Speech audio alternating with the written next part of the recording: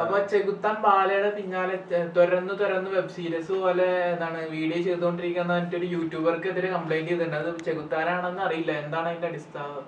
ഇല്ല, ഞാൻ ഒരു 3 വീഡിയോ കൂടുതലൊന്നും ഇട്ടിട്ടില്ലെന്നാ എനിക്ക് തോന്നുന്നത്. നോക്കാം. ഒന്നൊരു റിയാക്ഷൻ, പിന്നെ വേറെ ഒരു 1-2 വീഡിയോ, ഒരു 3 വീഡിയോ കാണാം, അതിൽ കൂടുതലില്ല. ഒരു നിരന്തരം വീഡിയോ ഇടാനൊന്നും ഞാൻ എൽസവത്തിന്റെ കണ്ടന്റ് എടുത്തിട്ടില്ല, ബാലയുടെ കണ്ടന്റ് എടുത്തിട്ടില്ല. അത് അവൻ പറയുന്നതായിരിക്കും, അതിനൊന്നും കാര്യമൊന്നുമില്ല. എനിക്ക് ഏറ്റവും കുറവ് എനിക്കൊന്ന് ഞാനായിരിക്കും ഇട്ടേക്കും. എന്ന് വെച്ചാൽ ഇവനായിട്ട് ബന്ധപ്പെട്ട് നിന്നിട്ടും ഇവൻ നമുക്കൊരു കേസൊക്കെ ഉള്ളതല്ല, അതിനെപ്പറ്റി വീഡിയോ ഇടണമല്ലോ. ഇപ്പം എൻ്റെ വീട്ടിൽ തോക്കും കൊണ്ട് വന്ന സംഭവത്തിനകത്ത് സാക്ഷിയെ കിട്ടുമ്പോൾ ഞാൻ വീഡിയോ ഇടാതിരിക്കേണ്ട ആവശ്യം എനിക്കില്ല. അപ്പോൾ അതുപോലത്തെ വീഡിയോ വരും, അത് ചെയ്യണം, അത് ചെയ്തിട്ടുണ്ട്. പിന്നെ ഇപ്പം കോകില വന്നിറങ്ങി എൽസവത്ത് എന്തോ അസുഖത്തിന് മരുന്ന് കഴിക്കുന്നത്, എന്ത് അസുഖമാണെന്നൊന്നും പറയുന്നില്ല, അങ്ങനത്തെ ഒരു വീഡിയോ ഇട്ടില്ലേ, അവരെ അപകീർത്തിപ്പെടുത്താൻ വേണ്ടി തന്നെ മെനക്കെട്ട്. അതുപോലെ തന്നെ ഇവരുടെ വിവാഹം കഴിഞ്ഞാണോ അത് ആരും അറിഞ്ഞിട്ടില്ല, അവരെല്ലാം വെളിപ്പെടുത്തട്ടെ, അവിടുത്തെ എന്തോ വലിയ പ്രശ്നമുണ്ടെന്നൊക്കെ പറഞ്ഞില്ലേ, ആ വീഡിയോയ്ക്ക് റിയാക്ഷൻ കൊടുത്തിട്ടുണ്ട്. പിന്നെ ഇന്നലെ എൽസവത്തിൻ്റെ ഒരു വീഡിയോ വന്നു, ലാസ്റ്റ് വന്ന വീഡിയോ എൽസവത്ത് ഇച്ചിരി നല്ല വൃത്തിക്ക് പറയുന്നൊരു സാധനമുണ്ട്, അതിന് ഞങ്ങൾ റിയാക്ട് ചെയ്തിട്ടുണ്ട്. പിന്നെ അതിന് മുമ്പ് എൽസവത്തിന് വീട്ടിൽ പോയിട്ടുണ്ട്. പിന്നെ അതിന് മുമ്പ് എനിക്ക് തോന്നി തോക്ക് കേസുമായിട്ട് ബന്ധപ്പെട്ടുള്ള വീഡിയോ ഒരു ലൈവും കാണാൻ ഞാൻ സാധിക്കുള്ളൊന്നും ഇല്ല. ഇങ്ങനെ സീരിയസ് ആയിട്ട് എടുക്കാനുള്ള ഒത്തിരി ഉണ്ട് അവരുടെ വീഡിയോ എടുക്കാനാണെങ്കിൽ. എൽസവത്തിൻ്റെ തന്നെ 2 വീഡിയോ ഒക്കെ എൻ്റെ റിയാക്ഷൻ ചെയ്തുള്ളൂ. തുടക്കം തൊട്ട് വേണേൽ ചെയ്യാമെന്ന്, പക്ഷെ എനിക്ക് വലിയ താല്പര്യമില്ല അങ്ങനെ ചെയ്യാൻ. എനിക്ക് എൻ്റെ കേസുമായിട്ട് ബന്ധപ്പെട്ട് പിന്നെ ഇപ്പോൾ ഇങ്ങനെ ഒരു അപവാദം ഭാര്യ വന്നിരുന്ന് പറയുമ്പോൾ എടുത്തതാ. ബാലയാണെങ്കിൽ ചിലപ്പോൾ അതും എടുക്കത്തില്ല. ഈ ബാലക്കെതിരെ കൂട്ടമായിട്ടുള്ള അറ്റാക്കാണ് നടക്കുന്നതെന്ന് പറയുന്നത്, അതിലൊരാളാണ് ചെകുത്താൻ എന്നാണ് പേര് പറയുന്നത്. അങ്ങനെയാണ് ഇപ്പോൾ നമ്മുടെ ഹേമ കമ്മിറ്റിക്കെതിരെ കൂട്ടമായ അറ്റാക്ക് ഉണ്ടായെന്നും പറഞ്ഞുകൊണ്ട് ആരും പരാതി കൊടുത്ത് എങ്ങനെ ഇരിക്കും? അല്ല, ഹേമ കമ്മിറ്റിയിലെ പ്രതികളെ അവരിങ്ങനത്തെ ഒരു പണി ചെയ്തിട്ട് ഇത്തിരി ഇടപാടുകൾ നടത്തിയിട്ട് വാർത്തയാവുമ്പോൾ യൂട്യൂബിലൊക്കെ സ്വാഭാവികമായിട്ടും ചർച്ചയാവും. അപ്പോൾ അതിന് ബാല ഒരു പ്രത്യേകത ഒന്നുമില്ല. അത് അങ്ങനെ ഉണ്ടെങ്കിൽ ബാക്കി എല്ലാ കേസിലും എല്ലാവരും പരാതി കൊടുക്കണം, ഞങ്ങൾക്കെതിരെ അങ്ങനെ പറഞ്ഞു. ഇപ്പോൾ ഗ്രീഷ്മ കൊണ്ടൊരു പരാതി കൊടുക്കുക, ഇതിനെപ്പറ്റി ഇത്രയും ആൾക്കാർ സംസാരിച്ചു ചെയ്യുന്ന പോലെ ഉള്ളൂ. അവൻ ചെയ്ത പണിക്ക് അതിന് വീഡിയോ വരുമല്ലോ, അത്രേ ഉള്ളൂ. അല്ലാതെ അവൻ്റെ മാത്രം ഒന്നും എടുക്കുന്ന പരിപാടി ഒന്നുമില്ല. ഇതിനിടെ വേറെ ഇഷ്ടം പോലെ കണ്ടന്റ് ഒക്കെ നമ്മൾ ചെയ്യുന്നുണ്ട്. ഏതൊക്കെയാണ് ലേറ്റസ്റ്റ്? ഡ്രഗ്സ്, സിനിമയാണോ, മാർക്കോ ആണോ സ്വാധീനിച്ചു, ഇതൊക്കെയാണ് കൂടുതൽ എൻ്റെ. ഇതല്ല ഞങ്ങൾ കൂടുതൽ സംസാരിച്ചതും ഇത് തന്നെയാണ്. ഇവിടുത്തെ ഈ സിന്തറ്റിക് ഡ്രഗ്സ് കാരണം ഉണ്ടാക്കുന്ന പ്രശ്നങ്ങൾ, ആ കാര്യങ്ങൾ വീഡിയോ കൂടുതൽ വന്നേക്കുന്നത് ഈ കഴിഞ്ഞ ആഴ്ച മൊത്തം. അല്ലാതെ ഇവൻ്റെ ഒന്നും എടുത്തിട്ടൊന്നുമില്ല, അതവൻ പറഞ്ഞിട്ട് കാര്യമില്ല. എൻ്റെ വീഡിയോസ് എടുത്ത് നോക്കിയാൽ കാണാൻ പറ്റും. എന്ന് യൂട്യൂബ് ചാനൽ നോക്കാമല്ലോ, എന്താണുള്ളൂ. ദൂരം താൻ ചോദിച്ചു, ഞാൻ എടുത്ത് കാണിക്കായിരുന്നു. ഈ ബാല എലിസബത്ത് ഇഷ്യൂല് ചെകുത്താന്റെ പോയിന്റ് ഓഫ് വ്യൂ എന്താണ്?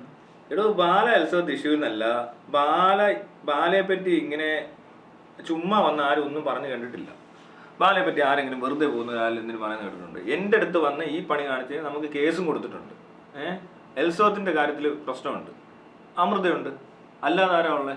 വേറെ ആരാ ഇങ്ങനെ അലിഗേഷൻസ് ഉള്ളത്? അവരോട് നേരിട്ട് അവൻ വന്ന് പ്രശ്നം ഉണ്ടാക്കി. പിന്നെ കൊടുക്കാത്ത ആൾക്കാരുണ്ട്, കേസ് കൊടുക്കാൻ പറ്റാതെ പോയ അമൃതയുള്ള സമയത്തുള്ള ഡ്രൈവർ വഴി വീഡിയോ ഇട്ടത് ഞാൻ കണ്ടായിരുന്നു. അവൻ കർണക്കുറ്റി അടിച്ച് പൊട്ടിച്ച് അവൻ്റെ ചെവിക്കല്ല് പൊട്ടി ചോര വന്നു. അന്ന് അവൻ പയ്യനായതുകൊണ്ട് കേസ് കൊടുക്കാൻ പറ്റുന്നതിൻ്റെ വീഡിയോ ഇതിനകത്തുണ്ട്, നമ്മളെല്ലാം അപ്ലോഡ് ചെയ്തിട്ടുണ്ടല്ലോ. അപ്പോൾ അങ്ങനെയുള്ളവരാ. ഇനിയും വേറെ തല്ലുണ്ടാക്കുന്നുണ്ട് ഇവൻ നടന്ന്.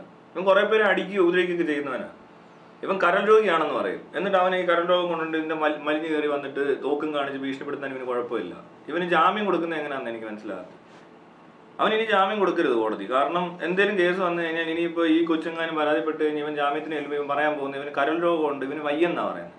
ഇവൻ പക്ഷേ അങ്ങനെയല്ലല്ലോ ചെയ്യുന്നത്. പുറത്തിറങ്ങി തല്ലുണ്ടാക്കാൻ അവന് കുഴപ്പമില്ല, തോക്ക് കൊടുത്തുകൊണ്ടിറങ്ങി ഭീഷണിപ്പെടുത്താനും അവന് കുഴപ്പമില്ല.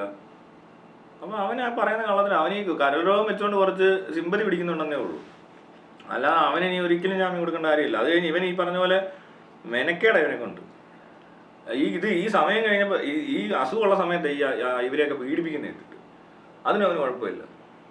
പെണ്ണുങ്ങൾ വീട്ടിലുള്ളവരെ അടിക്കാനും തൊഴിക്കാനും ഒക്കെ അവന് നല്ല ആരോഗ്യമുണ്ട്, മനസ്സിലായി. അതുകൂടാതെ പുറത്തിറങ്ങി അടി ഉണ്ടാക്കുന്നുണ്ട്.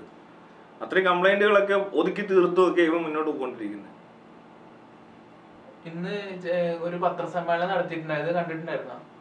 അവൻ എന്തൊക്കെ പറയുന്നുണ്ട്, അതായത് എന്തുവാ ഈ എന്ത് പറഞ്ഞുകൊണ്ടിരുന്നേ?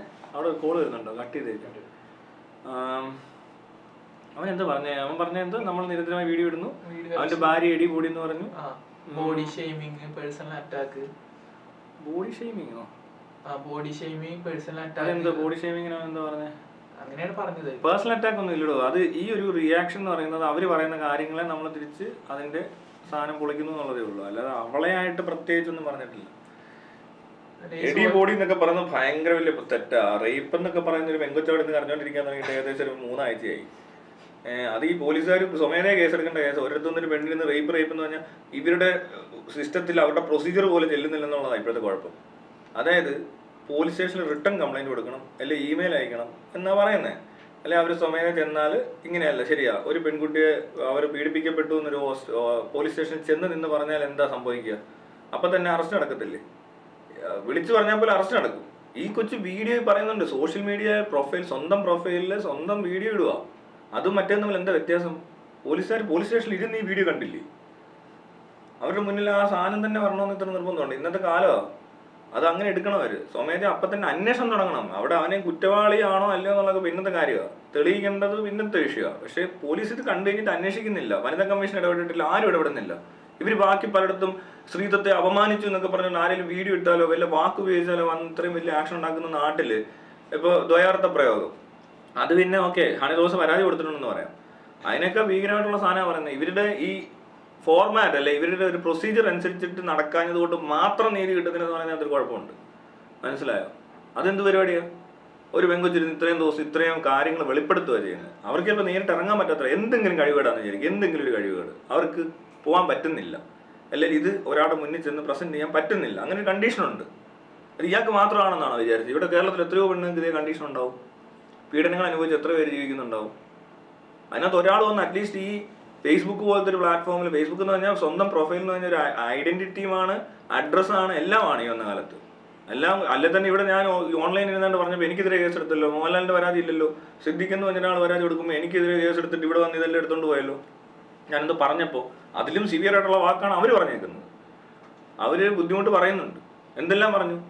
വിവാഹ വാഗ്ദാനങ്ങളിൽ പറ്റിച്ചെന്നുള്ളതിന് എവിഡൻസ് ഉണ്ട്. ഇവൻ പറയുന്നതും വീഡിയോസ് അടക്കം കിടപ്പുണ്ട്. ഈ വീഡിയോക്ക് എവിഡൻസ് ആണ്. ഇപ്പോൾ പഴയതുപോലെ അല്ല. ഇപ്പോൾ വീഡിയോ എവിഡൻസ് ആയിട്ട് കോടതി അക്സെപ്റ്റ് ചെയ്യുന്നുണ്ട്. അപ്പോൾ തീർച്ചയായിട്ടും ആ വീഡിയോ എവിഡൻസ് വെച്ചുകൊണ്ട് പോലീസിന് അന്വേഷണം ആരംഭിക്കാം. അവർ സ്വമേധയാ കേസ് എടുക്കേണ്ടതായിരുന്നു. സ്വമേധയാ എടുക്കേണ്ട കേസായിരുന്നു. എന്തുകൊണ്ട് കേസ് എടുക്കുന്നില്ല? അതാണ് ഇവിടുത്തെ പ്രശ്നം. അവർ പറഞ്ഞ് ഇങ്ങനെ ഇരിക്കുക. അവർ പറയുന്നുണ്ട്. അവരുടെ കാര്യം മൊത്തം പറയും ഫേസ്ബുക്കിൽ. അത് ഇനിയിപ്പോൾ വേണമെങ്കിൽ എൽസോദിന് എന്നിട്ട് ചെയ്യാവുന്ന ഒറ്റ കാര്യമേ ഉള്ളൂ. കോടതി എന്നിട്ട് പറയാം വീഡിയോ പറഞ്ഞെല്ലാം സത്യമാണെന്ന് പറഞ്ഞാൽ അവർ ആ വീഡിയോ വെച്ചിട്ട് വേണമെങ്കിലും ചെയ്യരുത്. അങ്ങനെ ചെയ്യണ്ടേ? ഇതിപ്പോൾ ഞാൻ ചെയ്യട്ടെ, ഇത് കോടതിയും പോലീസും ഒക്കെ വിട്ടേക്ക് നമ്മൾ കേൾക്കുക. അതിൻ്റെ അച്ഛനമ്മയും കേൾക്കുന്ന പോലെ ആണ്. അല്ല അതിൻ്റെ ഒരു ബ്രദറോ അവർ കേൾക്കുമ്പോൾ അവർക്ക് എന്താ തോന്നുന്നുണ്ട്? ഒരു പെങ്ങളിരുന്ന് പറയുന്ന പോലെ തോന്നുന്നുണ്ട്. മകളാണെങ്കിലോ അതെന്താ അങ്ങനെ ആർക്കും തോന്നാത്ത? അവരെങ്ങനെയാണോ ഇടപെടുന്നത്? ഒരു കൊച്ചു വീട്ടിൽ വന്നിട്ട് പറയാ എന്നെ റേപ്പ് ചെയ്തു, അല്ല അതിൻ്റെ വീഡിയോ ഇട്ടോണ്ട് അപ്പം പറയും അത് വീഡിയോ ഇട്ടേക്കുന്നത്, അതുകൊണ്ടൊന്നും പറഞ്ഞാൽ വിശ്വസിക്കാൻ പറ്റത്തില്ല. അവൾ എൻ്റെ അടുത്ത് വന്ന് നിന്ന് പറയണം എന്ന് മസിൽ പിടിച്ച ഒരാളിങ്ങനെ നിൽക്കുന്നത് എന്തൊരു നാണം കെട്ട അവസ്ഥയാണ് അതൊക്കെ. എന്നിട്ട് ഇവിടെ എന്തോ പറഞ്ഞുകൊണ്ടിരിക്കുന്നത് സ്ത്രീകൾക്ക് ഭയങ്കരമായ സംരക്ഷണം, സ്ത്രീ സുരക്ഷ, മറ്റേത് മറിച്ച് ഇതെല്ലാം ഭയങ്കര പൊട്ടിപ്പൊഴിച്ചുകൊണ്ടിരിക്കുക. അവരൊരു സ്ത്രീ അവരെ വഞ്ചിച്ചിട്ടുണ്ടെന്നുള്ള കാര്യം 100% ഷുവറാക്കുക. വിവാഹ വാഗ്ദാനം നൽകി പറ്റിച്ചിട്ടുണ്ട്. പിന്നെ മാരിറ്റൽ റേപ്പ് പോലത്തെ കാര്യങ്ങൾ അവർ പറയുന്നുണ്ട്. ശാരീരികവും മാനസികമായി പീഡിപ്പിച്ചത് പറയുന്നുണ്ട്. ഫേസ്ബുക്കിൽ അല്ലെ സോഷ്യൽ മീഡിയ പ്ലാറ്റ്ഫോംസിൽ അപകീർത്തിപ്പെടുത്താൻ പറ്റുന്ന സാധനങ്ങൾ ഇൻഡയറക്ട്ലി ചെയ്ത് പറഞ്ഞിട്ട് ഇപ്പം ഡയറക്ട്ലി വന്ന് അപകീർത്തിപ്പെടുത്തില്ലേ? അവനെന്തിനാ ഈ പറഞ്ഞ പോലെ ഇവരുടെ പഴയ മാരേജിനെ പറ്റി? അവരുടെ പഴയ മാരേജ് ഡിവോഴ്സ്ഡ് ആണ്. അവർ ലീഗലി ഡിവോഴ്സായി. അതങ്ങനെയാ സിസ്റ്റം ഇവിടെ. എന്താ ലീഗലി ഡിവോഴ്സ് ആണെന്ന് എന്തോ വലിയ തെറ്റാണ്. അപ്പോൾ അതിനെ വളച്ചൊടിച്ച് അവൻ്റെ കൂടെ പോയി താമസിക്കുന്നൊക്കെ പറഞ്ഞാൽ ഗൂഗിൾ വീഡിയോ ഇട്ടേക്കുന്നത്. ആ വീഡിയോയെ നമ്മൾ റിയാക്ട് ചെയ്യണ്ടെന്നോ? അത്രയും കള്ളത്തരമല്ലേ അവർ പറഞ്ഞു? അവർ പറഞ്ഞ കള്ളത്തരം. അവരെന്തോ പറഞ്ഞത്? നിനക്ക് ഭർത്താവില്ല അവരുടെ പോയി ജീവിക്കാൻ. അതെവിടെ? അതെന്തോ അടിസ്ഥാനത്തിലാണ് പറഞ്ഞത്? എന്താ ഭർത്താവ് ഉണ്ടെന്ന്? അവർ ഡിവോഴ്സ് ഇവൻ തന്നെ ഇനിഷ്യേറ്റ് ചെയ്ത് കൊടുത്ത ഇനിഷ്യേറ്റിംഗ് അല്ല, അവളെ സപ്പോർട്ട് ചെയ്തത് ബാലയാണ്. ഈ ഡിവോഴ്സ് വേഗം നടത്താൻ ഇച്ചിരി ഡിലേ ഉണ്ടാകുന്നത് എന്തോ പ്രശ്നമായിട്ട് ഈ കേസ് നീണ്ടുപോയപ്പോൾ ബാലയുടെ ഇൻഫ്ലുവൻസ് ഉപയോഗിച്ചിട്ട് ബാല ഇവരുടെ ഡിവോഴ്സ് സ്പീഡാക്കി നടത്തി കൊടുത്തിട്ടാണ് ഇവൻ ഇവളെ പിടിച്ചോണ്ട് പോകുന്നത്, ഈ എൽസവത്തിനെ. മനസ്സിലായോ? എന്നിട്ടാണ് അവൻ ഈ കള്ളം പറയുന്നത് വന്നിരുന്നുണ്ട്. അവന് വ്യക്തമായിട്ട് അറിയാം എന്തൊക്കെയാണ് നടന്നതെന്ന്. അവൻ അതിനകത്ത് ഇൻവോൾവ് ആണ്. എന്നിട്ട് അവൻ കോകിലെ കൊണ്ട് പറയിച്ചേക്കുക, നിങ്ങൾ പറ, നമുക്കറിയത്തില്ല. അവർക്ക് ഇപ്പൊ ഇതിനകത്ത് വന്നിരുന്നവൻ അങ്ങനെ എന്ത് പറയുന്നുണ്ട്? ഒരു ഡിവോഴ്സ് നടന്നാൽ എന്തൊക്കെ പറ്റുമെന്ന് അറിയാവോ? മറ്റേ ഡോക്ടറുടെ അവസ്ഥ എന്താണ്? മറ്റേ ഡോക്ടർ വേറെ കല്യാണം കഴിച്ച് സുഖമായിട്ട് ജീവിക്കുന്നു. അതാണ് സത്യാവസ്ഥ. മനസ്സിലായോ? ആ ഡോക്ടറെ എലിസബത്തിനറിയാം. മനസ്സിലായി? അയാൾ സുഖമായിട്ട് ജീവിക്കുന്നു. അവർ തമ്മിലൊരു പ്രശ്നമില്ല. അല്ലാതെ ബാല കല്യാണം കഴിച്ച് ഡിവോഴ്സ് ചെയ്യുന്ന പോലെ അല്ല അവർ ഡിവോഴ്സ് ചെയ്തേക്കുന്നത്. ഭർത്താവിനെ പറ്റിയും കുറ്റമില്ല, ഭാര്യയെ പറ്റിയും പ്രശ്നമൊന്നുമില്ല. അവർ തമ്മിലുള്ള അണ്ടർസ്റ്റാൻഡിങ് ശരിയാവാതെ വരുന്നു, എന്തോ കാരണങ്ങൾ. അത് ഒരു ഡോക്ടറൊക്കെ ആകുമ്പോൾ ചിലപ്പോൾ അവരുടെ സെറ്റപ്പ് വേറെ ആയിരിക്കും. നമ്മളെപ്പോലെ ഒത്തിരി അങ്ങോട്ടും ഇങ്ങോട്ടും ഒന്നും സഹിച്ചെന്ന് വരത്തില്ല. അല്ല അവർക്ക് പ്രശ്നമുണ്ട്, അവർ ചിലപ്പോൾ പെട്ടെന്ന് അങ്ങ് ഡിവോഴ്സ് ചെയ്തു. അത് ക്ലീനാണ് ആ പരിപാടി, മനസ്സിലായോ? അതിനെപ്പറ്റിയും കള്ളം പറഞ്ഞുകൊണ്ടിരിക്കുക ഇവൻ പറയുന്നതൊക്കെ കള്ളത്തരോ. ഇവൻ ഈ പുറത്ത് വന്നിരുന്ന് അടിക്കുന്ന മൊത്തം കള്ളത്തരോ. അവനും അറിയാം അവരാരാന്നൊക്കെ.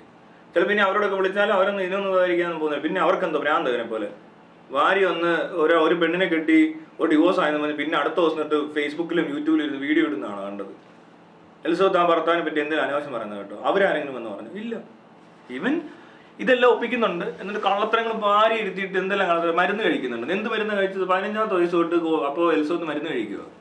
എന്ത് മരുന്ന്? എന്താ പറ, അങ്ങനെ വേണ്ട പറയാം. അല്ലാതെ ഇങ്ങനെയാണോ വന്ന് വീഡിയോ ഇടുന്നത്?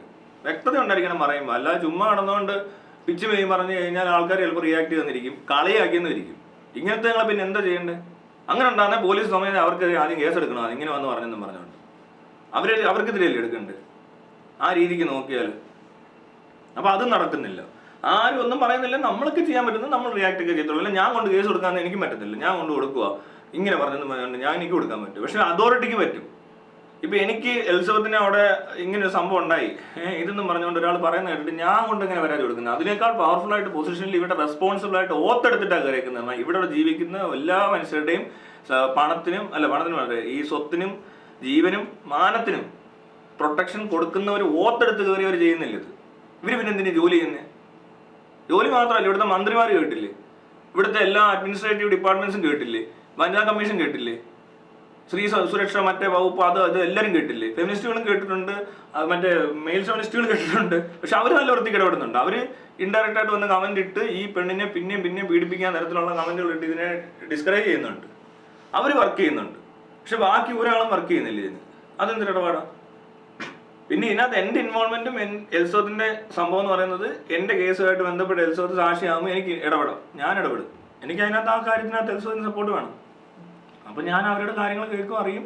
ഇനി ബാക്കിയുള്ള ഈ ബാലയും നമ്മൾ ഇങ്ങനത്തെ കളികൾ നടക്കുന്നതുകൊണ്ട് പറയും. വേറെ ആർക്കും ഇതിനകത്ത് ഇൻട്രസ്റ്റ് ഇല്ലാത്ത പോലെ കാണുന്നത്. നമ്മൾ പറയുന്നത് മൊത്തം എന്നെ കൊണ്ടോ നിങ്ങളെ കൊണ്ടോ ഒന്നും ചെയ്യാൻ പറ്റത്തില്ല, നമ്മൾ അതിന് ഓതറൈസ്ഡ് ആയിട്ടുള്ള ആൾക്കാരോ എല്ലാം അതിനുള്ള റെസ്പോൺസിബിലിറ്റിയോ അത്രയ്ക്കില്ല. നമുക്ക് ചെയ്യാൻ പറ്റുന്നതിന് പരിധികളുണ്ട്. നമുക്ക് ചിലപ്പോൾ ചെയ്യാൻ പറ്റുന്ന കൂടുതൽ ആൾക്കാരെ അറിയിക്കാനോ അല്ലെ യൂട്യൂബ് ചാനലൊക്കെ ഉള്ളതുകൊണ്ട് അല്ലെ നമ്മൾ ഇങ്ങനെയൊക്കെ ഇത്രയും പേർക്ക് വല്ലതൊക്കെ ഇങ്ങനെയൊക്കെ വീഡിയോ ഇട്ട് സപ്പോർട്ട് ചെയ്യാനോ അല്ലെ ഇതിനെക്കുറിച്ച് കൂടുതൽ വെളിപ്പെടുത്തൽ വരുമ്പോൾ അതിനെ സപ്പോർട്ട് ചെയ്ത് വീഡിയോസ് ഒക്കെ ഇടാനേ പറ്റത്തുള്ളൂ. അല്ലാതെ ഇറങ്ങിച്ചെന്ന് ബാല എന്തെങ്കിലും ചെയ്യാൻ പറ്റും? ചെയ്യേണ്ടവരുണ്ട് ഇവിടെ, ഉറപ്പായിട്ടും ഉണ്ട്. അവര് അങ്ങോട്ട് ചെല്ലാൻ ഇങ്ങനെ മസിൽ പിടിച്ച് ഇങ്ങനെ ഇരിക്കുക ഇതൊക്കെ കണ്ടിട്ട്. അതെന്ത് പരിപാടി എനിക്ക് മനസ്സിലാവുന്നില്ല. അതെന്തൊരു മസിൽ പിടുത്തോ? അങ്ങനെയൊക്കെ ഇവിടെ ഏത് പെങ്കൊച്ചിന് എന്ത് രീതി കിട്ടാനാ? അവർക്ക് ഇത്രേ പറ്റത്തുള്ളൂ എന്ന് പറഞ്ഞു. അത് പോരാ. ഇപ്പൊ ഒരാള് കാലൊടിഞ്ഞിരിക്കുന്ന ഒരാൾ പ്ലാസ്റ്റർ ഇട്ടുകൊണ്ടിരിക്കുമ്പോൾ ഞൊണ്ടിയല്ലേ നടക്കാൻ പറ്റത്തുള്ളൂ. അയാളോട് ഇറങ്ങി ഓടണമെന്നൊക്കെ നിർബന്ധിച്ചാൽ പറ്റുമോ എന്ന് പറഞ്ഞ പോലത്തെ ഒരു കണ്ടീഷൻ എലിസബത്തിനുണ്ടെന്ന് വിചാരിക്കുക. ഇനി ഇതിനു മുമ്പ് ഈ കണ്ടീഷൻ കണ്ടിട്ടില്ലെന്ന് വിചാരിച്ചു. ഇത് ഫസ്റ്റ് കേസാണ് ഇങ്ങനെ ഒരു കണ്ടീഷൻ. അവരെ കൺസിഡർ ചെയ്യണ്ടേ? അവർക്കൊരു കൺസിഡറേഷൻ വേണ്ട. അതെന്നെ പരിപാടിയാ? അവര് അപ്പം അങ്ങനെ ഒരു കണ്ടീഷൻ ഉണ്ടെന്ന് ഇപ്പൊ മനസ്സിലായി. നമുക്ക് ഇതുവരെ ഒരു പരിചയമില്ലാത്തൊരു കൊറോണ എന്നൊരു കണ്ടീഷൻ മനസ്സിലായി. അപ്പൊ നമ്മൾ എന്താ ചെയ്യുന്നത്? മാസ്ക് വെച്ചു, മറ്റേ ചെയ്തു, മറിച്ച് ചെയ്തു എന്ന് പറഞ്ഞാൽ അത് ആദ്യമായിട്ട് ലോകത്താദ്യമായിട്ട് നടക്കുന്ന സംഭവത്തിൽ നമ്മൾ എന്തെങ്കിലും ഒരു റിയാക്ഷനോ റെസ്പോൺസോ അല്ലെങ്കിൽ നമ്മുടെ ഭാഗത്തുനിന്ന് എന്തെങ്കിലുമൊക്കെ നമ്മൾ ചെയ്യുന്നതായി കാണുന്നത് എന്ന് പറഞ്ഞ പോലെ ഈ അതോറിറ്റിക്ക് എന്താ ചെയ്യാത്ത? ഈ കണ്ടീഷൻ മനസ്സിലായില്ല. ഈ കൊച്ചിന് പുറത്ത് പറയാനോ അല്ലെ ഇവിടെ കൊടുക്കാനോ എന്തോ അറിവില്ലായ്മയോ കഴിവില്ലായ്മയോ ഉള്ള ഒരാളായിട്ട് കൺസിഡർ ചെയ്യുക. അങ്ങനെ ഒരാളെ റേപ്പ് ചെയ്തെന്ന് അയാൾ അവിടെയോ എന്ന് പറഞ്ഞാൽ അയാൾക്ക് നീതി കിട്ടണ്ടേ? അപ്പൊ ഈ ഉറപ്പ് കൊടുത്തവരെവിടെ? മനസ്സിലായോ?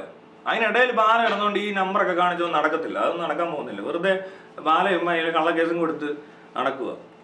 ഇനി ഇങ്ങനത്തെ പരാതി കൊണ്ട് മറ്റൊന്ന് പറഞ്ഞ് ഇവിടെ കേസ് എടുക്കുന്നതും വേറെ സംഭവമായിട്ട് എനിക്ക് തോന്നുള്ളൂ. ഇവനൊക്കെ എന്ന് പറയുമ്പോൾ ഇതിന് കേസ് എടുത്ത് ഇനിയിപ്പോൾ നമ്മളെ കൂടെ അങ്ങോട്ട് വിളിപ്പിച്ച് വലിയ കുറ്റക്കാരനാക്കി തൂക്കിക്കൊല്ലുമെന്ന് അറിയുന്നില്ല. ഞാൻ മുമ്പ് ഈ പറഞ്ഞ പോലെ മോഹൻലാൽ ഇഷ്യൂവിനകത്തും പറഞ്ഞൊന്നും അവർ കേട്ടിട്ടില്ല. ഒരു വാക്കാണ്ട് അവർ കേട്ടത്. അല്ലാതെ പറഞ്ഞ കാര്യത്തിലൊന്നും ഒരു ആൻസർ ഒരിടത്തുനിന്നും കിട്ടിയിട്ടില്ല. അത് ആർക്കൊന്നും പറയാനും ഇല്ല.